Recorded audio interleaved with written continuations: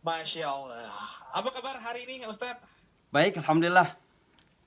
Agak Alhamdulillah. Dan kalau kita melihat pergerakan yang ada di sana, yang di Amerika tentunya, Ustadz ya, untuk mendukung saudara-saudara di Palestina sangat besar sekali. Tidak hanya dari saudara Muslim, tapi di luar Muslim juga yang menjadikan isu kemanusiaan atau juga asas-asas kemanusiaan ini sebagai line atau juga front line-nya dari perjuangan untuk mendukung saudara di Palestina. ya. Tafadol, sekarang mungkin kita akan memberikan kesempatan untuk Ustadz Samsi Ali dan juga memberikan waktu untuk seluruh jamaah yang bergabung mendapatkan banyak sekali informasi dan pencerahan yang bisa kita dapat dari Ustadz Samsi Ali. Tafadol Ustadz. Syukran. Bismillahirrahmanirrahim. Assalamualaikum warahmatullahi wabarakatuh. Alhamdulillahi wa syukurillah. Salatu wassalamu ala rasulillah wa ala alihi wa sahbihi wa mawala. Tentu pertama-tama saya ingin menyampaikan rasa syukur sekaligus merasa berbangga bahwa hingga detik ini saudara-saudara saya di Indonesia masih terus memberikan komitmen pembelaan kepada saudara-saudara kita di Palestina. Kenapa saya bersyukur dan berbangga?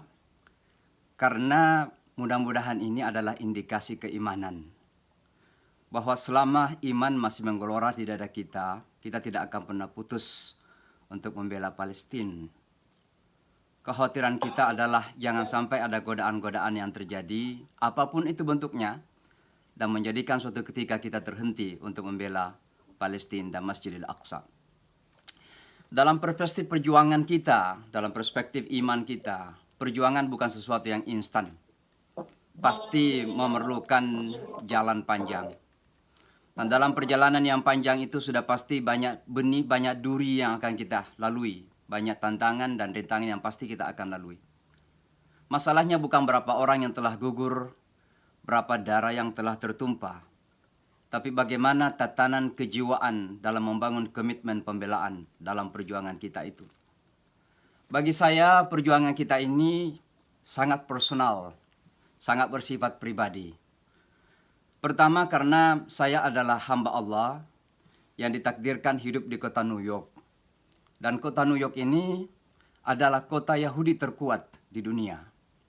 Di sini kami hidup tidak saja sebagai Muslim tapi sekaligus berinteraksi dengan orang-orang yang membela bangsa Israel tersebut. Sehingga pembelaan kita kepada bangsa Palestina dan Masjid Al-Aqsa sangat-sangat personal sifatnya bagi saya pribadi. Karena ini bersentuhan langsung dengan tantangan yang kita hadapi di lapangan. Perjuangan Palestina adalah perjuangan panjang. Peperangan demi peperangan sudah demikian banyak terjadi sejak tahun 1948. Banyak yang telah gugur. Begitu banyak yang telah menjadi korban. Pada tataran diplomasi juga, saudara-saudaraku yang dimuliakan Allah, sebenarnya sudah terjadi kesepakatan yang begitu banyak. Sudah banyak sekali penandatanganan persetujuan, baik pada tataran Perserikatan Bangsa-Bangsa di Dewan Keamanan maupun di Sidang Majelis Umum.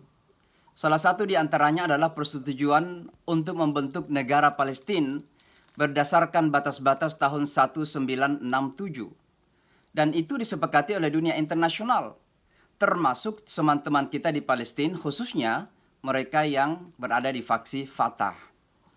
Sayang sekali bahwa kesepakatan ini tidak pernah kemudian ditepati oleh bangsa atau negara Israel. Masalahnya ada banyak ya. Ada beberapa hal yang sangat mendasar sekali. Yang pertama adalah bagaimana dengan rumah-rumah ibadah ketiga agama yang ada di Yerusalem itu jika berada di bawah pemerintahan Palestina. Kalau kita melihat apa yang terjadi akhir-akhir ini, kekerasan-kekerasan kepada saudara kita yang bahkan sedang beribadah di bulan Ramadan di Masjidil Aqsa, itu adalah upaya atau bahagian dari upaya untuk menguasai secara paksa Masjidil Aqsa. Karena memang diyakini oleh mereka bahwa di bawah Masjidil Aqsa itu ada yang disebut dengan The Golden Temple atau simbol kekuatan kerajaan Nabi Daud yang mereka mimpikan. Dan ini akan terus-menerus dilakukan. Hal lain adalah bagaimana dengan diaspora Palestina yang tersebar di seluruh dunia. Perlu kita ketahui bahwa bangsa Palestina yang tersebar ke berbagai belahan dunia itu banyak yang telah berhasil Mereka adalah orang-orang yang pintar, mereka adalah orang-orang yang profesional dan berhasil. Kalau mereka sampai kembali ke tanah Palestina, maka pasti ada bangsa yang merasa terancam. Ini juga menjadi masalah besar. Hal lain adalah ada sebuah inovasi keyakinan yang dibuat-buat bahwa Israel itu adalah rumah bagi semua warga Yahudi dunia. Karenanya perlu diakomodir seluruh warga Yahudi dari seluruh dunia, maka jangan terkejut kalau rumah-rumah Palestina dan tanah-tanah Palestina direbut begitu saja, termasuk apa yang terjadi di kota Jarrah baru-baru ini. Di sisi lain, diakui atau tidak, Israel sejak kemenangan di perang tahun 1948 lalu terus berbenah dan akhirnya menjadi bangsa yang kuat di Timur Tengah. Secara militer, Israel adalah kekuatan besar di Timur Tengah. Pada kenyataan lain, negara-negara Barat, khususnya Amerika Serikat, berada di bawah kendali lobby Yahudi Israel. Keadaan kemudian menjadi semakin gila ketika Amerika Serikat dipimpin oleh seorang gila yang sangat rasis bernama Donald Trump itu. Maka Donald Trump kemudian mengakui Yerusalem sebagai ibu kotanya Israel, yang jelas-jelas bertentangan dengan resolusi PBB. Donald Trump kemudian memindahkan kedutaan Amerika Serikat ke Yerusalem, yang juga jelas-jelas bertentangan dengan hukum internasional. Banyak teman-teman kita bertanya, bagaimana dengan Joe Biden dan Amerika sekarang ini? Saya memberikan jawaban singkat saja. Sejak kapan kita harus bermimpi bahwa Amerika akan memberikan pembelaan kepada Palestina? Selama kekuatan politik dikuasai oleh Yahudi di Amerika Serikat, maka jangan kita pernah bertanya dan bermimpi bahwa Amerika akan memberikan pembelaan kepada Palestina. Itu tugas kami untuk merubah situasi politik di Amerika Serikat. Karenanya saudara-saudaraku, pertanyaan yang harus kita tanya sekarang adalah, kenapa kita umat Islam masih gagal memberikan pembelaan efektif kepada saudara-saudara kita di Palestina?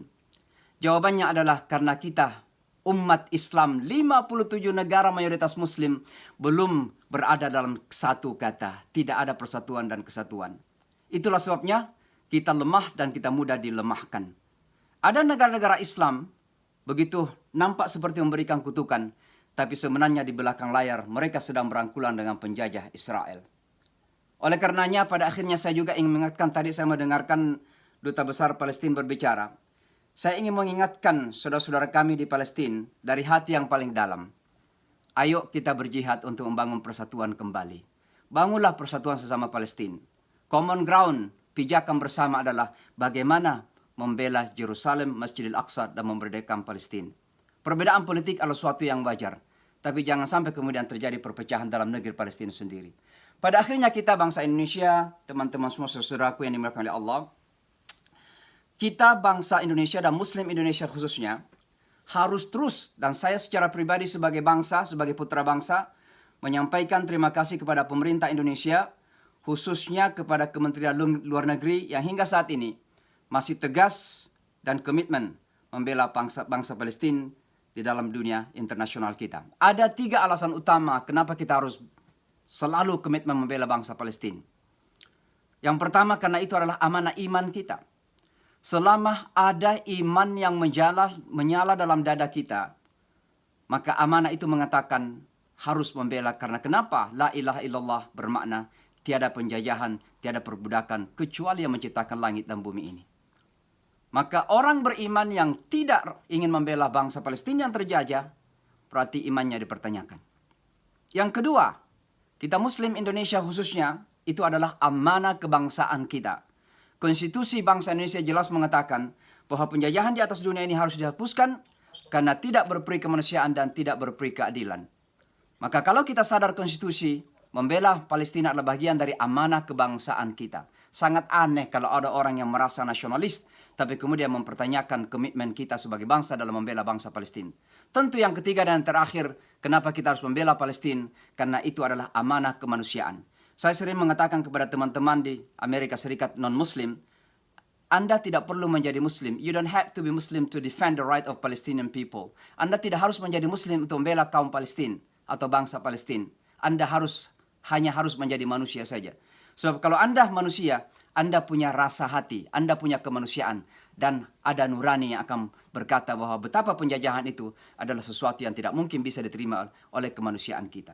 Dan oleh karenanya sekali lagi saya ingatkan, kita bangsa Indonesia alhamdulillah terus-menerus harus istiqamah, harus konsisten di dalam membangun komitmen membela Palestina sampai suatu ketika insya Allah penjajahan kepada bangsa Palestina ini insya Allah selesai dan mereka mendapatkan kemerdekaan, Masjidil Aqsa dan Yerusalem kembali ke tangan umat kita. Mudah-mudahan Allah Subhanahu wa taala menguatkan kita semua, memberikan hidayah dan terus menjaga kita di jalannya. Aqulu qouli hadza wa astaghfirullah. Nasrun minallahi wa fathun qarib. Wassalamualaikum warahmatullahi wabarakatuh. Waalaikumsalam warahmatullahi wabarakatuh.